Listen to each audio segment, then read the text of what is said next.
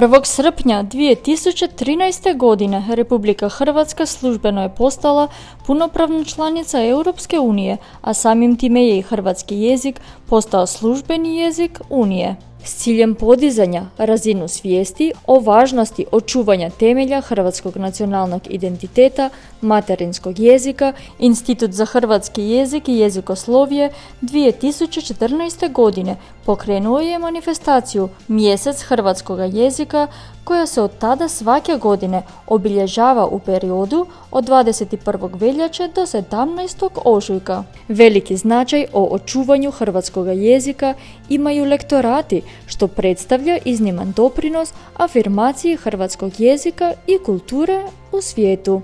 Materinski jezik prvenstveno možemo očuvati tako da ga aktivno upotrebljavamo, dakle ne trebamo se primjerice stidjeti dijalekatnih osobitosti jezika koje primjerice imaju Hrvati u Mađarskoj ovdje. Dakle, upozoravam na to da je to svakako bogatstvo, dakle to samo govori o hrvatskom jezičnom bogatstvu, dakle svakako što više rabiti jezik.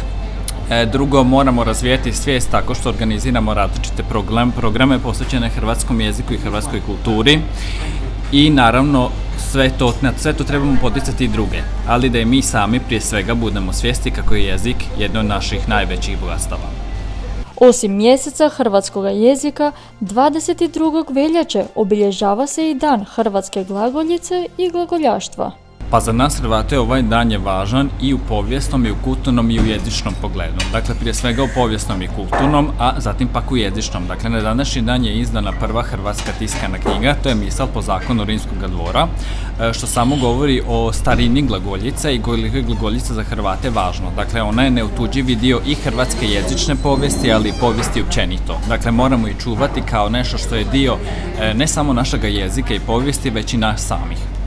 Pitali smo lektora koji bi savjet dao mladima o vezi očuvanja vlastitog jezika. Dakle, moraju biti svjesni svi kako je jezik dio njihove biti, njihova identiteta i jednostavno neosporno je da se treba razvijati i u kulturnim programima i tako što se posvećuje jeziku više pozornosti čitanjem, praćenjem medija na hrvatskom jeziku i naravno aktivnom uporabom jezika. Hrvatski je jezik prošao prilično burna razvojna razdoblja, ali je unatoč svim poteškoćama uspio očuvati samobitnost i samosvojnost, bez obzira na silne pritiske koji su u povijesti dolazili sa različitih strana.